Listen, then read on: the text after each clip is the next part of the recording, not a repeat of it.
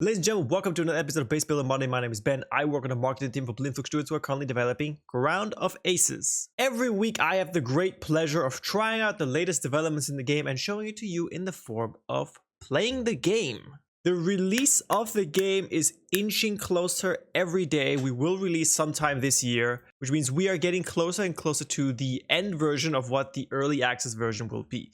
Now, we built the game based on your ideas and your feedback. It is very much a community-driven game. And one of the ideas that you guys had was using a highlighting system, such as this. Ooh. So if I highlight wood, it highlights all the wood resources on the map, or anything else that I'm looking for like that. Beep, beep, beep, beep, beep. This is very helpful because many people have been struggling to find some resources like, I don't know, potato seeds or tomato seeds, like right there.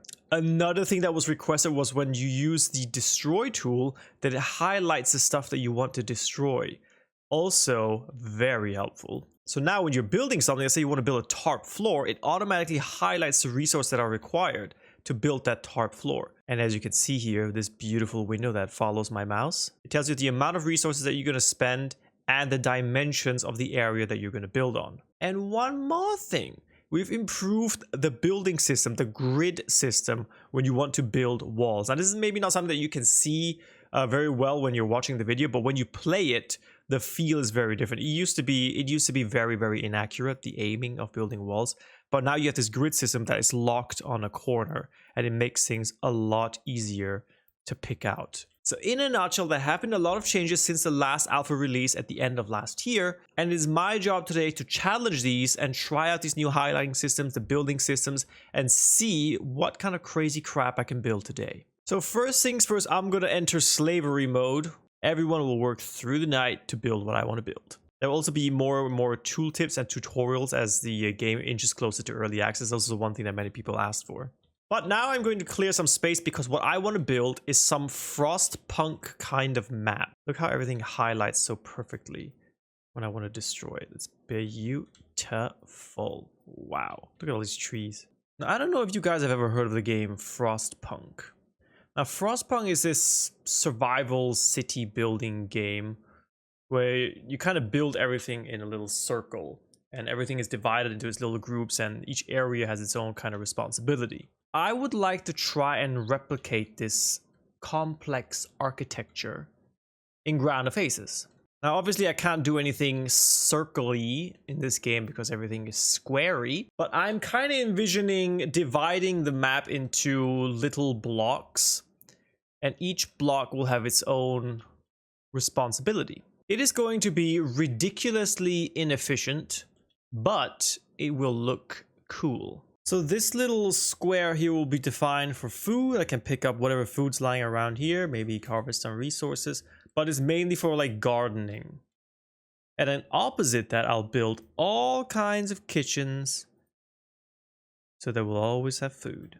So I created a nice little area here for everyone to chill. Actually, let's go through the zones. Let's go through the zones that I created. This zone here is like the first level resource gathering zone. You got all like, the herbs down here and your purified water. This is where you gather the stuff on a very basic level. And my idea is that you bring all the resources to this middle area here where everyone can come and collect what they need and go back. Same up here, you got your sand, you're going to put your sand there and eventually it goes down here. And then everyone gets their resources and brings it back to, let's say, the plains. Horrible place to put a runway, especially when you want to upgrade it later on. No chance whatsoever, but it's just here to prove a point. We got a plain area here. This is the chillax zone where we can just listen to music, drink some alcohol, and there are new bar stools here, which I didn't even realize that we had. The bar counter is also new now. It's more cornery rather than round as it was before. Right, so this is like the entire relax zone. This is also going to be like a little what's the place called where they sleep? Words. And then over here, you can see the game's, oh my god, the game's already lagging because I made way too big of a garden over here. This is the garden area where you can collect all your food, your mushrooms and your berries and your tomatoes. And then all the way up here, the idea is that you gather this food down here, you put it here into this pile, the raw food goes over here, it goes to the kitchen, it gets cooked, and then the cooked food goes down here to this area, somewhere around here. Yeah, here and here. This is the cooked food. And anyone who needs stuff, they can walk through this entire area and grab what they need.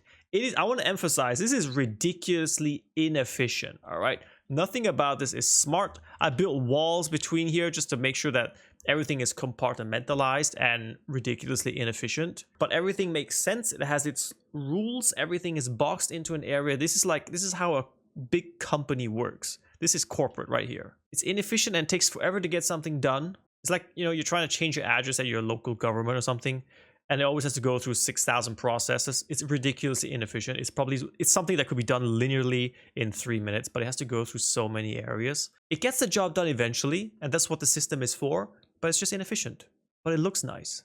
And now that I fly over this and I get to observe what I built, it looks horrible. So there you have it, Frostpunk in Ground of Aces. If you're a fan of Frostpunk and you've been offended by anything you've seen in this video, I kind of get it. But I said it before and I'll say it again, herein lies the beauty of Ground of Aces. You can do whatever you want, even if it means putting Frostpunk into Ground of Aces.